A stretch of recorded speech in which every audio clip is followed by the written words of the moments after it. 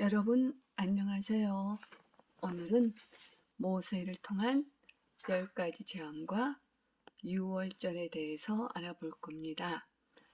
이스라엘의 출애굽은 하나님께서 아브라함과 맺으신 언약의 말씀의 실현이죠. 창세기 15장 13절에서 16절 말씀을 참고해 보세요.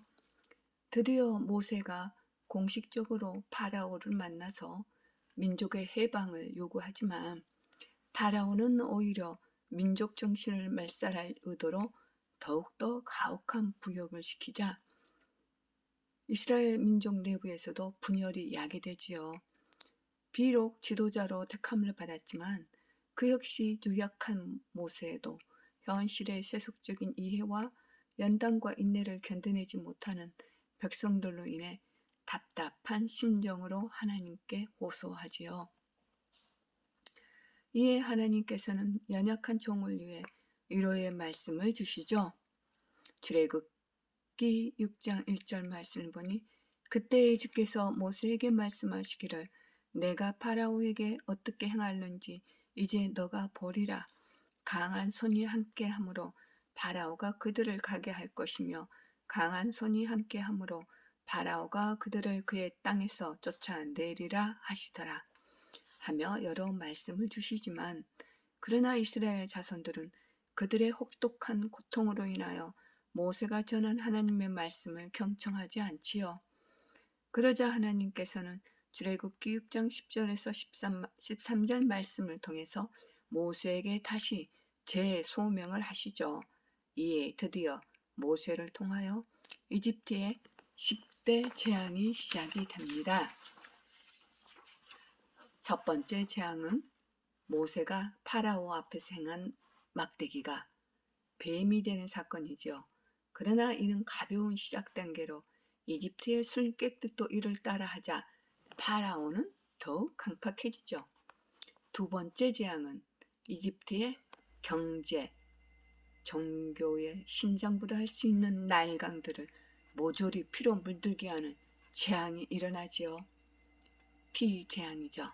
이는 치명적이고 광범위한 사건이죠. 그러나 이도 역시 이집트의 술객들이 비슷한 이적을 행하자 파라오는 더욱 강팍해지지요. 세 번째 재앙은 개구리 재앙이죠. 이집트는 나일강의 물이 줄어드는 9월경에는 개구리의 번식력이 엄청 늘어서 그 울음소리가 요란하다고 합니다. 이러한 개구리의 번식력을 안 고대인들은 10만 마리의 개구리에 해당하는 수를 그림으로 표현하기도 했으며 이러한 번식력을 상징하여 다산의 신으로 여신상을 만들어 섬겼지요.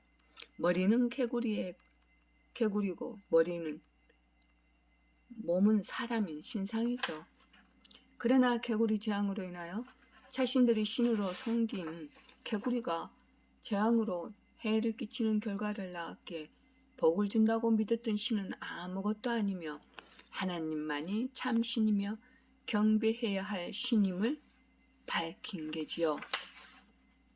네 번째 재앙은 이 재앙이죠. 여기서 이라는 곤충은 세 가지 곤충으로 추측이 되는데 말 그대로 이 진드기 모기죠. 이 세 종류의 곤충은 모두 인간에게 해를 끼치는 곤충으로 성경에 가장 가까운 것은 모기라는 견해도 있지요. 모기는 이집트의 나일강이 범람할 때 물속에 알을 낳아 적당한 온도와 물만 있으면 번식하여서 폭발적으로 늘어나지요. 이 모기의 공격 목표는 모든 동물의 피를 빨아먹는 것이기에 혈액을 통해 말라리아 등의 병을 발병시키며 사람에게도 고통을 주지요. 다섯 번째 재앙은 파리떼 재앙이죠.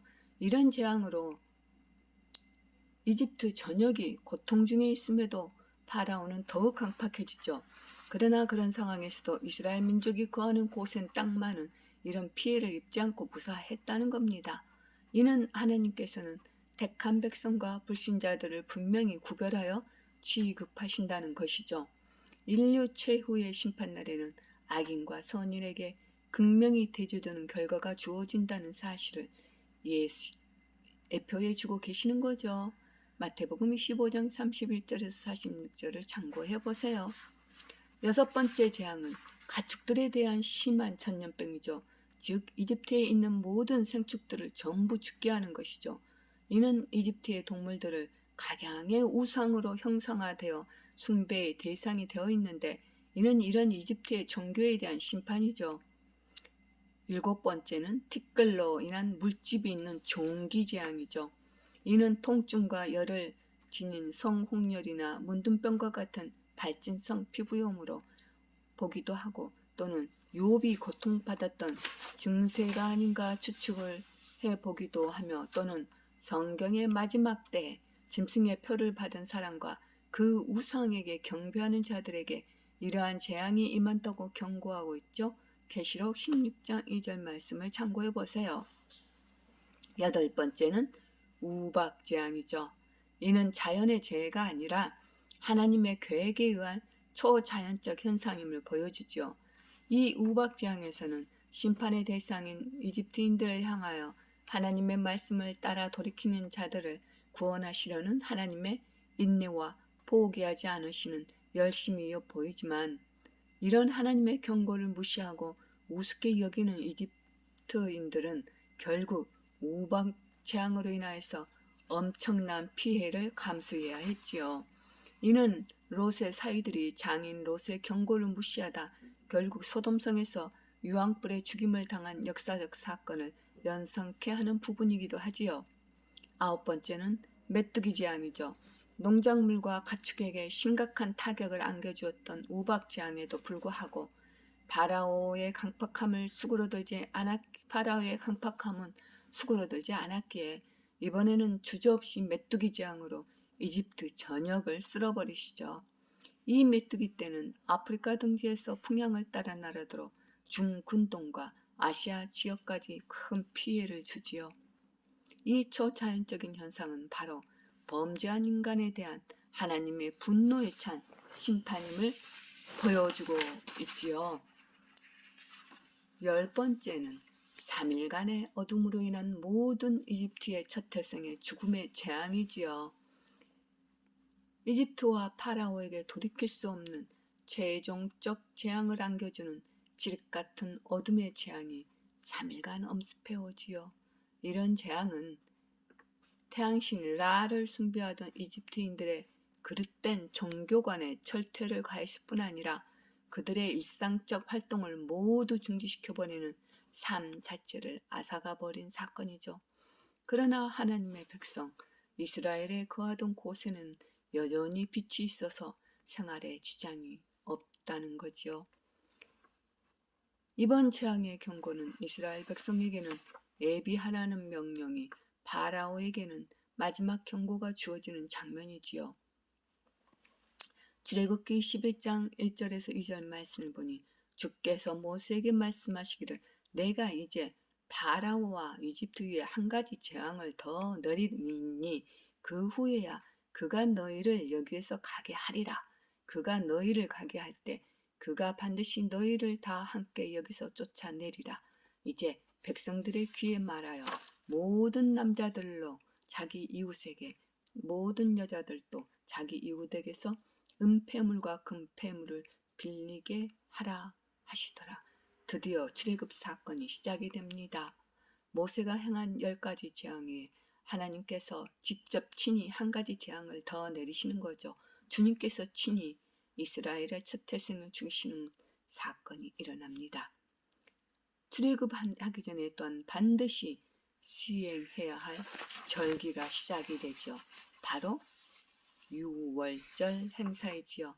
이 사건은 이집트에게는 장자재앙이라는 죽음의 심판이, 유대인에게는 희생제사를 통한 구원의 승리가 엇갈리며 마침내 파라오와 이집트는 항복을 하고 이스라엘 민족은 영광의 탈출을 하게 되지요. 즉 하나님은 이스라엘을 구원하시는 밤에 죄인의 구원을 위해서는 희생의 피가 필요하다는 진리를 상징적으로 보이시기 위하여 어린 양 희생을 명령하시죠. 출애굽 밤의 극적 구원 사건은 이스라엘 백성이 그 기념일을 계속 지킬 수 있도록 어린 양의 희생물을 재현하도록 규정하시죠. 이는 이집트인에게는 마지막 재앙의 밤이요 이스라엘에게는 구원의 밤이었던 날의 대사건들이며 이 첫 유월절 사건은 그대로 사단과 죄인의 심판이며 예수 그리스도의 희생을 통한 성도의 구원을 최종 목표로 삼아 전진해 나가는 구속사의 거룩한 여정이며 신약 때의 예수 그리스도의 희생 사건의 예표이기도 하지요.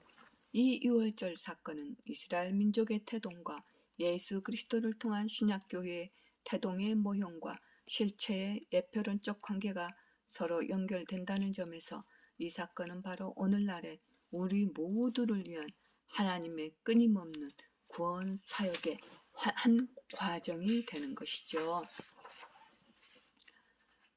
이제 모세를 통한 10가지 재앙이 아니라 하나님께서 직접 하시는 유월절 율례와 첫 태생의 죽음에 대한 심판과 이스라엘의 구원에 대한 말씀을 찾아볼까요? 출애굽기 12장 21절에서 28절 말씀을 보니 그때의 모세가 이스라엘의 모든 장로들을 불러서 그들에게 말하기를 너희는 너희 가족 수대로 어린 양 한 마리를 끌어내어 가져다가 유월절 양으로 잡고 우슬초 다발을 만들어 대하에 있는 피에 적셔서 대하에 있는 피로 문 임방과 양쪽 기둥에다 뿌리고 너희 중 아무도 아침까지 자기 집 문 밖으로 나가지 말지니라. 주께서 이집트인들을 치려고 두루 다니시리니 문인방과 양쪽 기둥의 피를 보시면 주께서 그 문을 지나치실 것이며 멸망시키는 자로 너희 집에 들어가서 너희를 치도록 허락하지 않으실 것이니라. 너희는 이것을 너와 너 아들들에게 율례로 삼아 영원히 지키시니라. 너희가 주께서 약속하신 대로 너희에게 주실 그 땅에 가며 이 의식을 지킬지니라. 너희 자녀가 너희에게 이 의식이 무엇을 의미하는 것이냐라고 물을 때 너희는 말할지니 그것은 주의 유월절 제사라. 주께서 이집트인들을 치실 때 이집트에 있는 이스라엘 자손들의 집들을 지나치시어 우리의 집들을 구해 주셨느니라 하라 하니 백성들이 고개를 숙여 경배하더라. 아멘. 이스라엘 자손들이 떠나서 주께서 모세와 아론에게 명령하신 대로 그들이 그대로 행하지요. 성경은 이렇게 말씀을 기록했지요. 드디어 이집트인들의 모든 장자가 그 첫 태생들이 죽고 큰 울부짖음이 이집트 전체에 다 있으니 집집마다 안 죽은 자가 없지 다 첫 태생은 다 죽었습니다. 파라오가 회심을 하고 모세와 아론을 불러 이스라엘 민족들을 쫓아내며 이집트인들도 백성들을 빨리 내보내려고 재촉을 하지요. 이제는 지겹다는 거죠.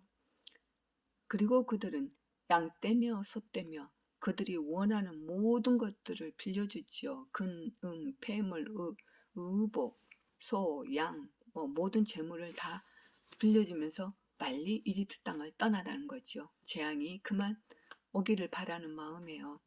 이스라엘 자손들은 고센 땅 라마세스에서 숲곳을 거쳐 떠나며 발효되지 않은 누룩 없는 과자를 급히 구워서 아무런 먹을 준비된 양식도 가져가지 못한 채 떠나지요. 출애굽기 12장 51절 말씀을 보니 바로 그날 주께서 이스라엘 자손들을 그들의 군대들대로 이집트 땅에서 데리고 나오셨더라. 드디어 출애굽을 하였네요.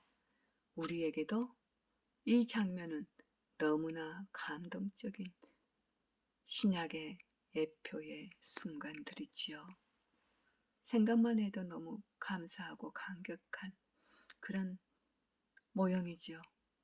여러분, 오늘도 지시간에서 기쁨이 있으셨으면 좋겠습니다. 이 6월절에 대한 깊은 의미를 깨달은다면 정말 너무너무 감사하고 너무너무 기쁜 일이지요. 여러분, 다음에 만나며 안녕.